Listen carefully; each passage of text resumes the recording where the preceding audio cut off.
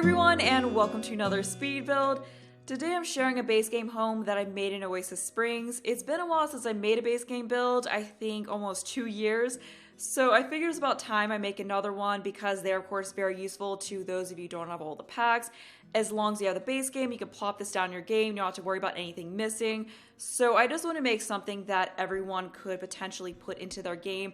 And I did say about a month or two ago that I wanted to make a base game home because they did say that there was going to be a patch with 350 new base game swatches. So when I heard that, I thought that would be a great time to make a new base game build and put all of those to use. But then when the patch came out, and it was the one that came out right before Island Living released, it turned out that all the swatches were for the base game doors.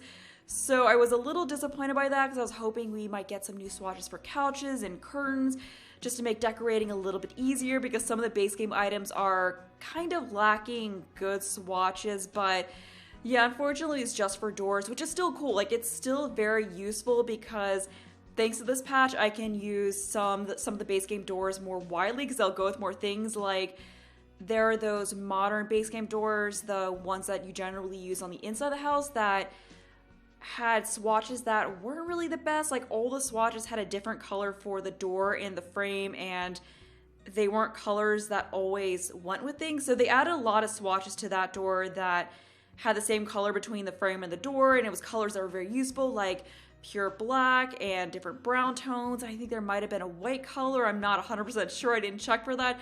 So that door was one of the ones that I used in the build, and there's just a whole bunch of good swatches for the other doors. So I'm hoping that's something they do in the future for windows, and maybe there'll be another patch in the future where we get more swatches for base game items.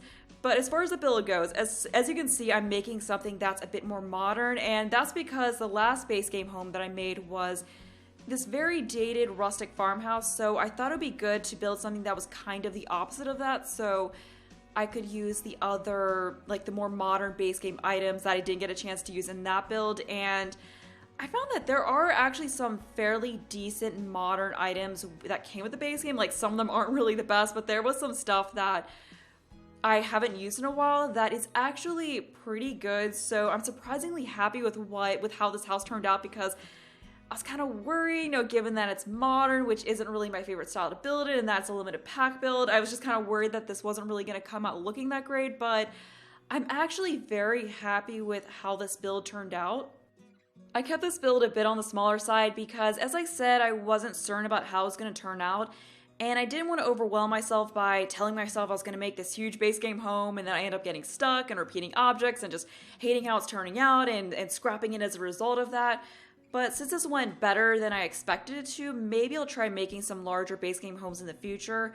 Probably not any base game mansions, but maybe a larger 4 or 5 bedroom house that has some more extra rooms to it and some more space for activities. We'll see how it goes, because I definitely want to do base game builds more often than every 2 years, because I just want to make builds that those of you who only have the base game or a few packs can just put into your game, because I know I have a tendency to use a lot of the packs because I normally don't like to limit myself, but it's definitely something that would be good to do a little bit more often. And I probably could also do more builds that just have the base game in one pack. I've done a few of those, like mainly starter builds, so I might try to do some more that are just regular homes. We'll see how it goes. No guarantees on that, but that's something I'll definitely keep in mind. But for this build, I did use the medium wall height, which is something I normally don't do for smaller builds like this. I tend to go for the smaller wall height for these types of builds, but with this, I wanted to have large windows, but I didn't want to use the floor-to-ceiling windows. And when you're using the small wall height, your options are either, like for the base game and modern windows, your options are either floor-to-ceiling windows or those weird smaller windows, and I wasn't really feeling those for this build. So using the medium wall height and then using the floor-to-ceiling windows for the smaller wall height on that is something that worked out very well, because you have these larger windows, but they aren't something that takes up the whole wall height. It actually looks very nice, and it also gives the inside of the house a very light and airy feel to it, which is nice, and I think it kind of adds to that modern feel that this house has. And I also use this wooden wallpaper on the outside of the house because I wanted to use some kind of more modern wood paneling, but everything that was coming to my mind were wallpapers that I knew from other packs. So I wasn't really sure if there's anything from the base game that was going to work for what I was going for. But I was pleasantly surprised when I was going through the catalog and I found this wallpaper, and the combination of the black and brown swatches of it just go really well together. And now I'm starting on the backyard, and the backyard is probably my favorite part of this build. Usually the interior is my favorite part, but I'm just so happy with how the backyard of this turned out. Just kind of like this nice little oasis to gather, and you can entertain back here. Like, this is definitely a good spot to hang out if you're having your Sims throw a house party. And if you have other packs, there's, you could probably add some other stuff to the backyard, because there is a good bit of space back here to put in what you want. You can get rid of some of the stuff that I added in and add in other kinds of activities that have come from other packs. And I also really like how that 2-level deck I put in back there looks. I got the idea to do that from the reference picture that I based this house off of, because I just need a little bit of inspiration to get me going on this. And I was looking at this picture and I saw that it did have that 2-level deck in the backyard, and I was thinking, oh, that looks neat, but too bad we can't do that in the game. And then I realized, no, we can do that in the game. And I did that kind of a thing in the homes that I built in Sulani.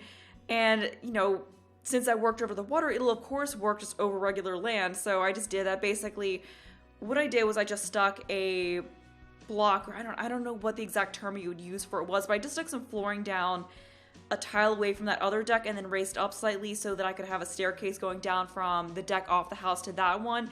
And that just looks really nice. That's something I'm definitely going to try to mess around with in future builds, because there's definitely some really creative stuff you can do with that kind of a thing. And I just like that you have these multiple levels to the deck. So the one that's right off the house is where the grill is. There's like some potted plants out there, and then you step down, and then that's where the dining area is, and then you step down from there, and then you got a bar. So it just kind of creates this really nice and more unique look to the backyard that definitely adds a little something to it.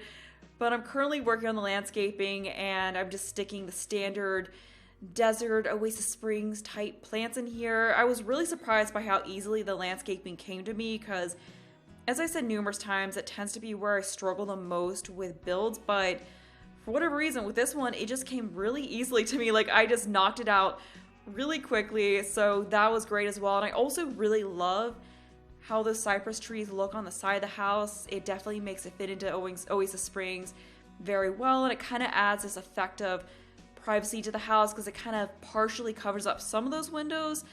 So I think it works really well in that way. And when I was building this, I was expecting there to be a lot of me going, oh, I want to use this object from this other pack, and then getting frustrated over that, but I found myself doing that less than I thought I would. There's definitely a few places where I was, but overall, I wasn't really finding myself doing that much. And I think a big part of that was the items that we've had added into the base game through various patches, because I feel like those items are definitely of a higher quality than what we originally got from the base game. And I did put some stuff into this house, like I used those lounge chairs that were added in recently in the backyard overlooking the pool. Like, that was definitely just a perfect spot to put those. I also used that one really nice potted fern in a few places, and then I used the one plain wallpaper that came with a toddler patch throughout the whole house. Like, that's the main wallpaper that I used on the inside of the house, because that one is just really nice. So yeah, that stuff just made it so much easier.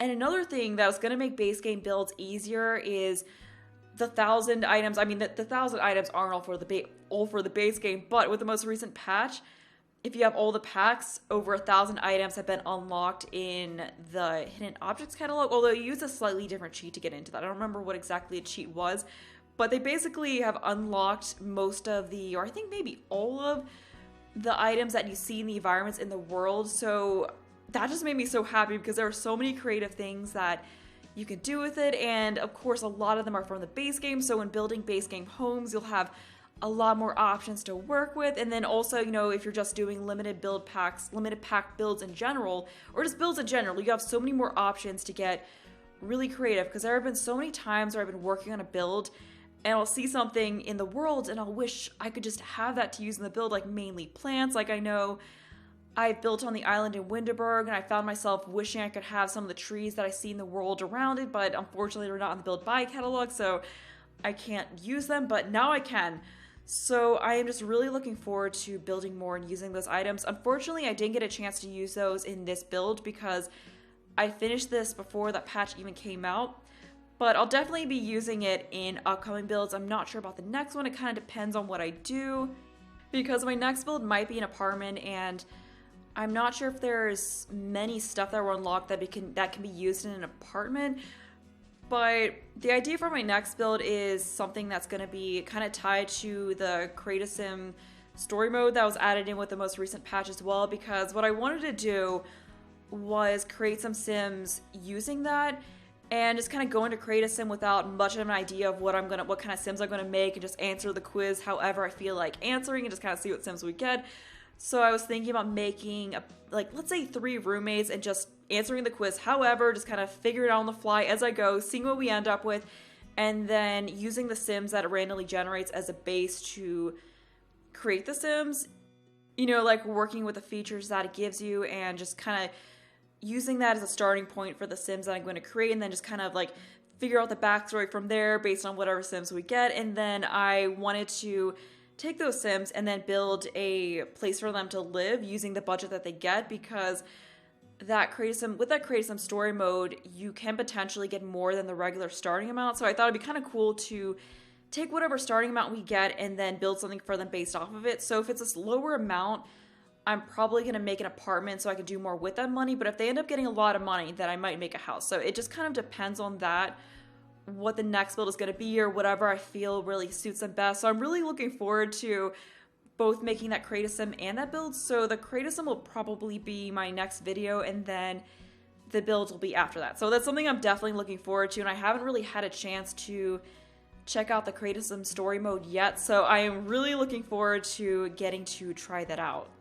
While we're talking about the most recent patch, I guess I should talk about the rebranding that came with it. So I have mixed feelings on it, mostly negative. There are some things that I actually kind of like. I don't think the new plumb bob is that bad. I sort of like it. When I first saw it, I was like, what is this? They can't change a plumb bob at this point. But the more I've looked at it, the more it's grown on me, and I really don't think it's that bad. I actually think it looks kind of good, but everything else I'm not really a huge fan of. I'm not opposed to them doing a rebrand at this point in the game. I understand that they want to make things feel more fresh and draw new players, but like most people, I feel like they missed the mark, and what they did isn't really an improvement over what we had before. And I don't want to sit here and get into detail on every aspect of it, because I feel like it's going to be a lot of stuff that you already heard before. But like most people, I feel like the blue they use is a bit harsh. Normally, I love blue, it's my favorite color, but I'm not a fan of the colors they used. I definitely feel like they're a bit too bright in your face. And I think that the pack covers are definitely the part of it that I like the least. And then I also don't like that the expansion pack icons are all the same color. It makes it harder to spot things in the build catalog. And then there is the whole accessibility issue that was brought up, where the new loading screen, which is this very bright blue, is causing people to have migraines, and it's causing some issues with sensory overload, which is a huge problem. That's definitely more of an issue than anything that's purely aesthetic. And I did see that they're going to change the loading screen to a darker blue in the next patch. So that is good that they are paying attention to that feedback, and they're going to be making it better for those people who are affected by that. So yeah, that really made me happy that they took all of that into account and are going to make that a bit less harsh, because I definitely feel like the loading screen is not as good as the one that we had before. But that's about all I really want to say on the whole rebrand. I don't know if I'm ever going to end up loving it, but I think it's going to be one of those things where right now everyone is super duper annoyed with it, and eventually you're just going to kind of forget about it. And you know, it's like when they update a social media site and you hate the new layout, but then eventually you just kind of get used to it. Even if you don't ever love it, you get used to it and you kind of forget about how things used to look. So I have a feeling that might be what happens with this, but as I said, I don't know if it'll ever really fully grow on me. But at this point, I am working on the interior of the house, so I am decorating the kitchen, which has this really nice black and white look to it, and that was kind of the color scheme that I used through a lot of this main area. Although, as you can see, I did mix in some blues, and that was more so because I was trying to figure out another color to use with those blinds, and I would have ideally liked to use black with those, but I think this actually looks better than having more white and black, because when I was using the white, it just kind of blended into everything a little too much, so I was trying to use some of the other colors. and I didn't really like the red. I think it also has a bright green color, which I didn't want to, I didn't want to go the snot green for the interior of it. So that blue and using that as the accent color definitely seemed like the best way to go. So in addition to the curtains, we have, I end up swapping around the colors of the stuff in here a bit, but we have this blue rug here in the living area, and then I end up changing the bar stools back to blue to kind of have some more distance between the blue of the rug and other blue in the room. So it wasn't like you had like the blue dining chairs next to the blue rug and then you had like just black bar stools. So that was something that I thought worked out a little bit better, and then I ended up making the dining chairs more of a cream color. So here's where I'm going and doing that, and I think that definitely looks a lot better. And then here I'm just adding some decorations. So I was going to just leave a painting over there, but in a little bit I did end up moving. Oh yeah, so here I'm doing that. So I ended up moving that painting over, and then I just like stuck some shelves up there and then added some decorations to it, which did look very nice. I think it looked a lot better than if I just left that painting there. And with the interior of this house, I was trying to keep things feeling fairly generic, so I wasn't making it for this super specific family with specific interests. I was trying to make this house something that would work for many different families, just so you, like, if you want to make it for a specific family, there's not as much switching around that you have to do. So like with the bedrooms, upstairs you of course have the master bedroom, and then there's a child bedroom and a teen bedroom, but I was kind of making it so the teen bedroom could be a child bedroom if you want, and then with a child bedroom you could very easily turn into a teen bedroom if you just get rid of the toys. So I didn't try to like overly theme things. Like there's definitely a bit of a theme, but it's something I feel you can easily switch a few items out of and make work for different kind of sims. Like I don't think it's a situation where there's a very specific kind of sim that the room will work for. But we're almost done with the main level of the house. I'm just furnishing this powder room over here. It does have these very large windows in it, which is probably not ideal, but you know, there's blinds there. So if you want to think about it too realistic, you know, super realistically, then they can just pull the blinds down and it's fine. I just thought it looked very nice in there, and I just like the nice modern black and white feel of that bathroom. And those tiles that I used in there were something that I'd forgotten about from the base game for a while. I used them in a build I did, I think around a month ago. It was like that Tangerine Modern one. I hadn't used them the longest time, kind of forgot about them. And I found them in that build, and I just realized like how cool those tiles were, so I wanted to use them again in this build. And they just work so well for that modern black and white look. But right now we're on to the upper levels, so I'm currently furnishing this landing area, which is kind of like the office area of the house, because I wanted to have space for a computer somewhere in this house, and that definitely was the best space to put that in. And apart from that, we just have a chair and a bookshelf, so it's a nice reading area as well. And I did use that desk that we got with the freelancing patch and also the chair, so I'm glad we had that, because that's a lot nicer than the base game decks, or why I'm mixing my words somewhat. I always do that. You know, it looks a lot nicer than the base game desks, or like the modern desks that we did get with base game. And I also use these debug paintings a lot throughout the house, so if you're not familiar with those, you might have seen those and thought, wait, that's not base game. This isn't a base game build. But those are from the hidden object, or from the debug catalog, so that can be found if you type in the cheat bb.show hidden objects, and then you could find that in, I think it was a miscellaneous decoration category. So if you look through that, you'll see a bunch of these paintings, and they're from, I believe, the telescope and the microscope, and those worked really well as additional decoration for this house, beyond what we get through the regular painting catalog, and they just look really nice. I think they look nicer than a lot of the base game paintings that we got, and I just like that they add a little bit more color to the house, and they fit in very well with the theme that I was going for with it. And I haven't used those in the longest time, you know, since we've gotten so many more paintings over, you know, the life of this game. I kind of haven't used those in a very long time because I didn't need to with this, but with this build, I definitely needed to put those to use. And currently we're on the bathroom, and I was very happy with how this bathroom turned out. As I said, I just love that black and white modern look that it has. It just turned out really great, and it's got kind of this cluttered feel to it, while at the same time just keeping that sleek modern look.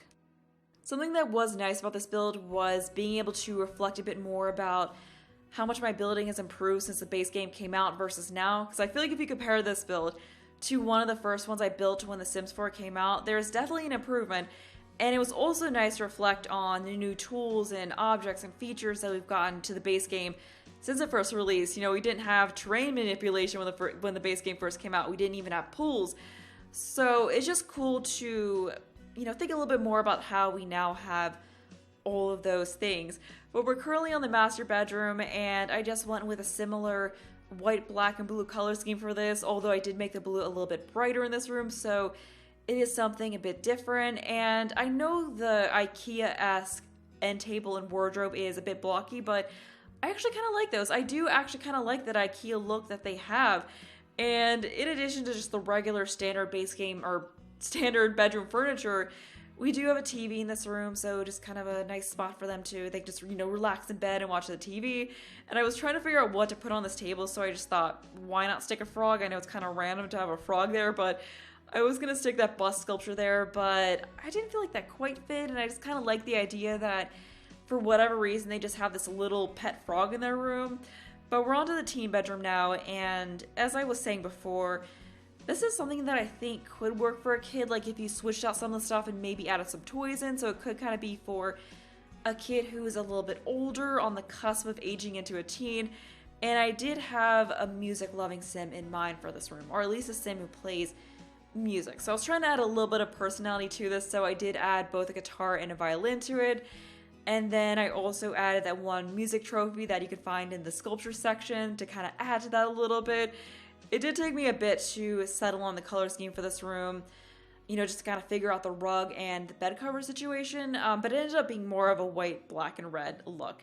So I was trying to do something a little bit different than the blues to break that up so this whole house wasn't all blue, and that panda chair was something that I felt made it so this room felt like something that could be for a child room. I just kind of liked how that added a fun element to this room. It didn't make it feel super serious, and as you can see, I just stuck in those instruments, getting a little bit of clutter in now, trying to figure out the clutter for the dresser, because my go-to for dressers since Parenthood released has been those clutter items with the, like the one has the makeup on it, and the other one has the hair care products on it, but unfortunately I couldn't use that for this build, so that was a case where I definitely was missing content from other packs, but I did figure out some clutter that worked well for the top of that dresser.